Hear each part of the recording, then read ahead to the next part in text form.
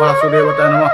বন্ধুসকল, আজি মই পুনৰ মদ ভাগৱতৰ ওপৰত অলপ আপোনালোকক ক'ব ওলাইছোঁ।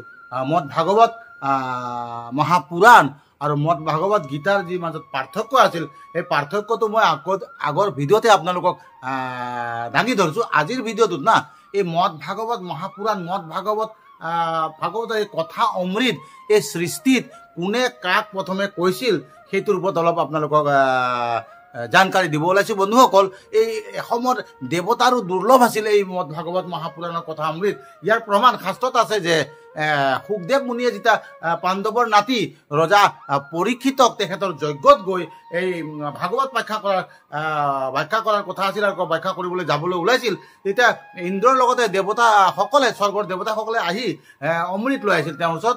আৰু অমৃত কলহৰ বিনিময়ত সুখদেৱ গোস্বামীৰ পৰা সুখদেৱ মুনিৰ পৰা তেওঁলোকে না সেই ভাগৱত কথা অমৃত শুনিব বিচাৰিছিল। কিন্তু সুখদেৱ মুনিয়ে তৎক্ষণাৎ তাক নাকচ কৰিছিল। অৰ্থাৎ এই ভাগৱত কথা অমৃত এই মদ ভাগৱতৰ কথা এসময়ত দেৱতাৰো দুৰ্লভ আছিল। কিন্তু আজিৰ ডেটত আপোনালোকে দেখিছে সকলো ঠাইতে সকলো সময়তে প্ৰায় ধৰ্মীয় অনুষ্ঠান প্ৰতিষ্ঠান হওক বা বিভিন্ন মঠ মন্দিৰত হওক এই ভাগৱত ব্যাখ্যা বিভিন্ন গুৰুদেৱে কৰি থকা দেখা যায়। কিন্তু বহুত ভাল কথা হৈছে যে আজিৰ সেই দেশত এই সময়ত ইমান সুন্দৰকৈ ভাগৱত ব্যাখ্যা চবতে চলি আছে, আমি শুনিব লাগে তাক।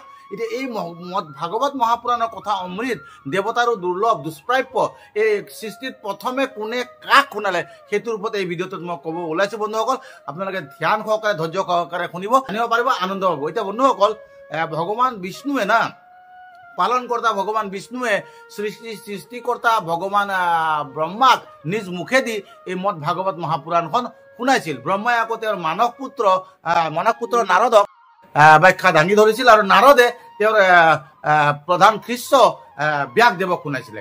ব্যাসদেৱে আকৌ তেওঁৰ শিষ্য শুকমুনিয়ে আকৌ ৰজা পৰীক্ষিতক তেওঁ ৰাজসভাত তেখেতক মুক্তি দিয়াৰ উদ্দেশ্যে এই ভাগৱত ব্যাখ্যা কৰিছিল।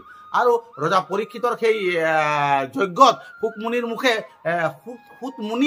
সুতমুনি তাত বহি আছিল আৰু ভাগৱত ব্যাখ্যা শুনিছিল। তেওঁ শুনি গৈ নৈমিষা অৰণ্যলৈ গৈ শৌনক আদি অনেক মুনিক হাজাৰ বৃহৎ লাখৰ ওপৰত, কিছুমানে ৮০,০০০ বুলিও ক'ব খোজে, সেই মুনিসকলৰ ওচৰত এই ভাগৱত কথা অমৃত ব্যাখ্যা দাঙি ধৰিছিল। আৰু তেতিয়া সেই নৈমিষা অৰণ্যৰ পৰাই সেই সুতমুনিৰ মুখে শুনা মুনিসকলে ভাগৱত ব্যাখ্যা সৃষ্টিত তেওঁলোকে বিয়পাই দিলে। আৰু তেতিয়াৰ পৰাই এতিয়াই আদিকালৰ পৰা বৈদিক যুগৰ পৰাই মহাভাৰতীয় যুগৰ পৰাই বা আপোনালোকে বেদৰ যুগৰ পৰাই কওক ভাগৱত যুগৰ পৰাই কওক সেই নৈমিষা অৰণ্যৰ পৰাই আজিৰ এই যে মহাভাগৱত মহাপুৰাণখন সমগ্ৰ বিশ্বত বিয়পি পৰিল।